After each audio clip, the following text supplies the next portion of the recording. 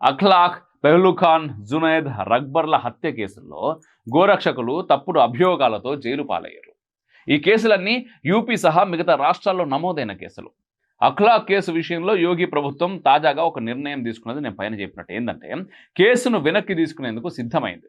ఇందుకు సంబంధించిన ఉత్తర్వులు వెలువడాల్సి ఉన్నది, ఇంకా బయటకు రాలేదు. పెద్ద ఎత్తున గోమాంసాన్ని నిల్వహించిన సమాచారం గోరక్షకులకు అందడంతో తనిఖీ చేయడానికి అఖ్లాక్ ఇంటికి పోయిన సందర్భంలో జరిగిన తోపులాట దాడిలో అఖ్లాక్ చనిపోయింది.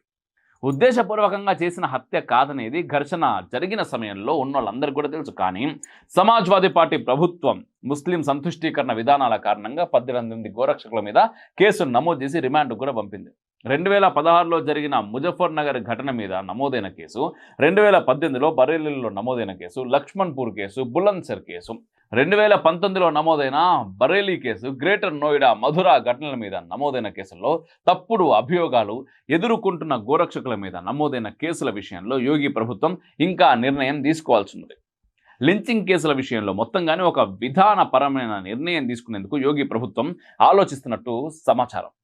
యూపీ సహా హర్యానా, రాజస్థాన్ రాష్ట్రాల్లో కూడా గోరక్షకుల మీద తప్పుడు మూకదారుల కేసులు చాలా నమోదైనాయి. హర్యానాలో అయితే ఏకంగా సిబిఐకి అప్పగించిన దాఖలాలు కూడా ఉన్నాయి. రాజస్థాన్లో ఓ తప్పుడు మూక దాడి కేసులో 20 మంది బజరంగ్ దళ్ కార్యకర్తల మీద కేసు నమోదైంది. హర్యానా, రాజస్థాన్ రాష్ట్రాల్లో బీజేపీ ప్రభుత్వం అధికార పగ్గాలు చేపట్టిన తర్వాత ఈ లించింగ్ కేసుల వ్యవహారంలో పెద్దగా దృష్టి సారించలేదు. యోగి ప్రభుత్వం తీసుకున్న తాజా నిర్ణయం నేపథ్యంలో ఆయా రాష్ట్ర ప్రభుత్వాలు ఎటువంటి నిర్ణయాలు తీసుకుంటాయో అనే ఉత్కంఠ కూడా నెలకొన్నది, తీసుకోవాలి కూడా.